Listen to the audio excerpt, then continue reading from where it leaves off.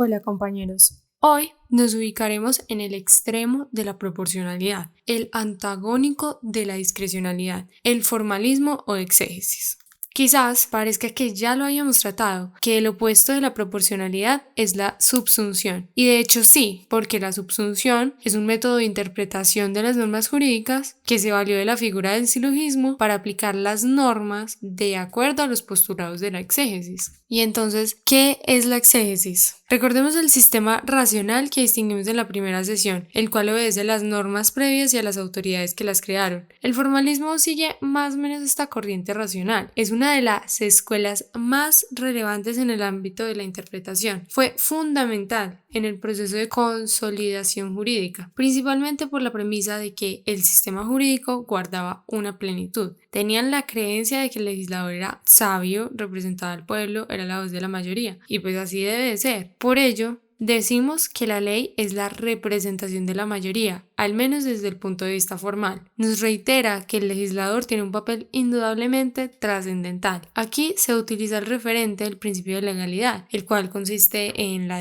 certeza jurídica y la seguridad jurídica. Premisa mayor expedida por el legislador, una menor que es el caso, el hecho, y una conclusión o consecuencia que debe expresar el juez. Subsumir el hecho en la norma. El formalismo seguía del supuesto de todos somos iguales ante la ley, y esto nace del principio liberal básico de la Revolución Francesa, que ningún monarca nos vuelva a someter y que nadie abuse de su poder. La exégesis guarda su culto a la legalidad, es una interpretación literal apegada al texto, porque antes se creía que si se alejaba un poco de la ley, se alejaba de la popularidad. No se realizaban interpretaciones personales, porque esto violaría el principio democrático. Este principio es una reverencia al legislador. Se suponía que donde no había distinguido de él, nadie más debía hacerlo. Y, aunque la exégesis imperó durante un buen tiempo, uno de sus más grandes problemas fue la contradicción con la separación de poderes, pues el legislador pasó a tener el poder absoluto mientras los jueces simplemente eran máquinas reproductoras. Pero no estamos en posición de juzgar severamente a los exégetas, porque ellos lo que promulgaban era la idea de que sí existen respuestas para todos los casos. Y es que, aunque los principios son de suma importancia, y eso lo hemos destacado, tienen una textura muy abierta y pueden no ayudar tanto como una norma precisa. Se promulgan muchas más ideas como que la ley merece el mayor respeto porque proviene de un órgano legítimo. Aquí se recita también el mito de que el sistema jurídico no tiene lagunas, no tiene vacíos. Aquí se tiene incompatibilidad con todo aquello contrario a la legalidad como lo es la costumbre. Se dice que la ley es el valor supremo y no la Constitución, y que el derecho, al ser un todo armónico, un sistema jurídico completo, no requiere de este equilibrio entre el derecho y la moral, no requiere que se complementen. Todo lo presentado, a pesar de no ser un modelo nuevo, pertenece a nuestra sociedad, pero no como un modelo absoluto, como era antes, sino que hoy debe complementarse con otros modelos, ya que el formalismo, por todo lo que mencioné y quizás más que se me escape, no nos conduce a la constitucionalidad, nos aleja de ella. En la exégesis también podemos encontrar métodos complementarios.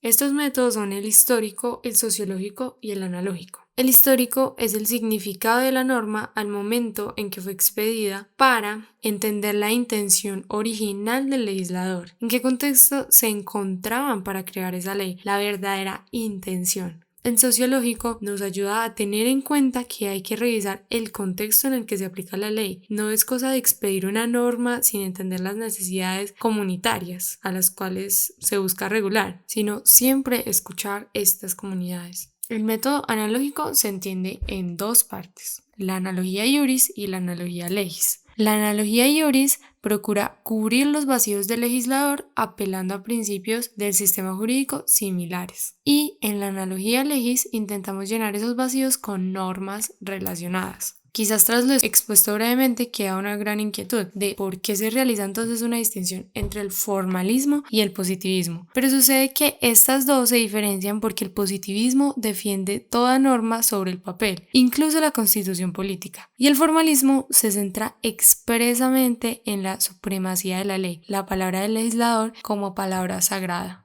Así que podemos concluir de la exégesis que no sirve de nada tener excelente material jurídico sin cultura jurídica, sin aplicabilidad, sin jueces visionarios. Hay un rechazo entonces hacia este sistema, pero la idea de pensar en un sistema completo sería ideal para nosotros, una utopía para los juristas.